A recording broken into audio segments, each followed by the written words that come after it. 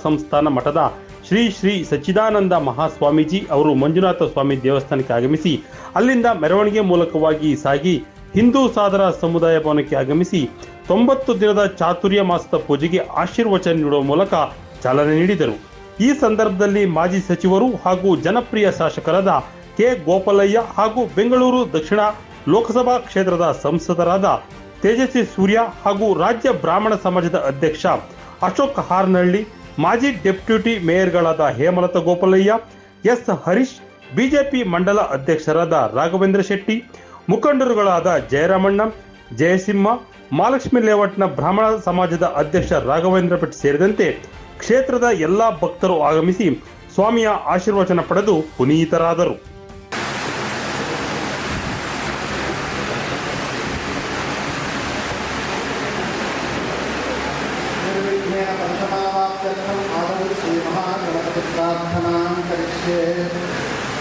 ಇವರ ಪ್ರತಿನಿತ್ಯ ಪೂಜೆ, ಶಿವದೀಕ್ಷೆ ಕೊಡ್ತಕ್ಕಂಥ ಒಂದು ಅತ್ಯಂತ ಪವಿತ್ರವಾದ ಕಾರ್ಯಕ್ರಮ 90 ದಿನ ಕಾರ್ಯಕ್ರಮ ನಡೆಯುತ್ತೆ.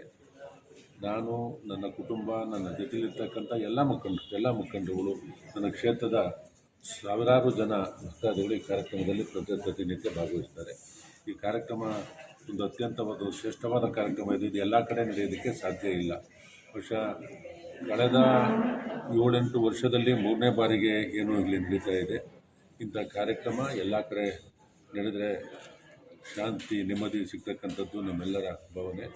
ಈ ಕಾರ್ಯಕ್ರಮ ಅತ್ಯಂತ ಯಶಸ್ವಿಯಾಗಿ ನಡೆಯಲಿ ಅಂತ ಅಂದ್ಬಿಟ್ಟು ಶಾರದಾಂಬೆ, ಲಕ್ಷ್ಮೀ ನರಸಿಂಹ ಸ್ವಾಮಿಯನ್ನು ಪ್ರಾರ್ಥನೆ ಮಾಡ್ತೀನಿ.